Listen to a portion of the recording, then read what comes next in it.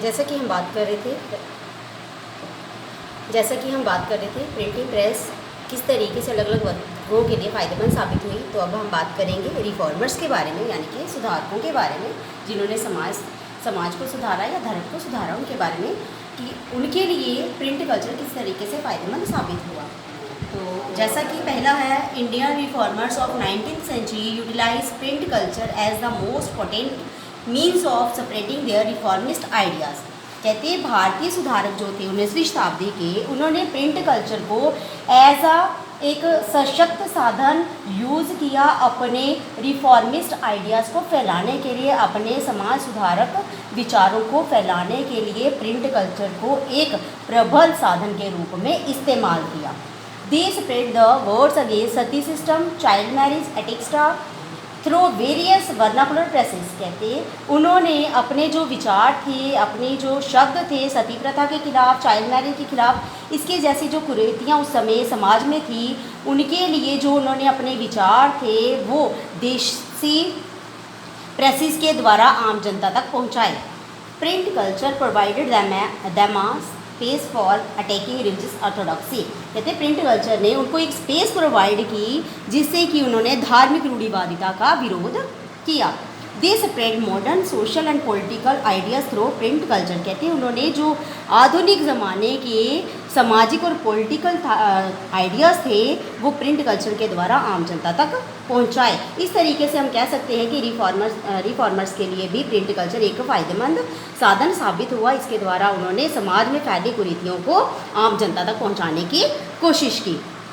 Next आ जाता है, why did the some people in 18th century in Europe think that print culture would bring enlighten and the despotism.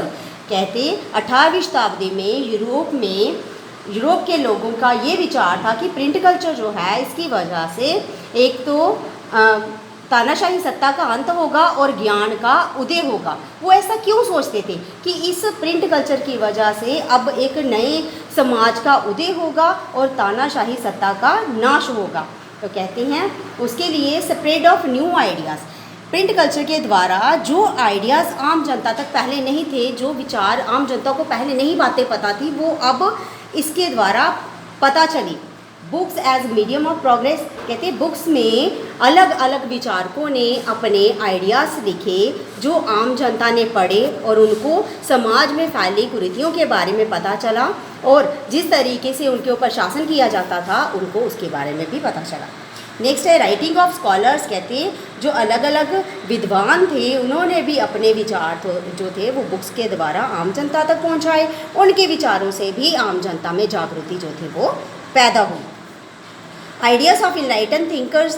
कहते जो ज्ञानी व्यक्ति थे जैसे कि मार्टिन लूथर जो थे, उन्होंने जिस तरीके से मतलब एक नए समाज का उदय किया, तो कहते ऐसे विचारकों के जो विचार थे वो भी आम जनता तक पहुँचे, जिससे कि आम जनता को लगा कि कहीं ना कहीं अब जो ये तानाशाही सत्ता है ये ख़त्म हो जाएगी और एक नया ज्ञान का जो प्रकाश है वो होगा।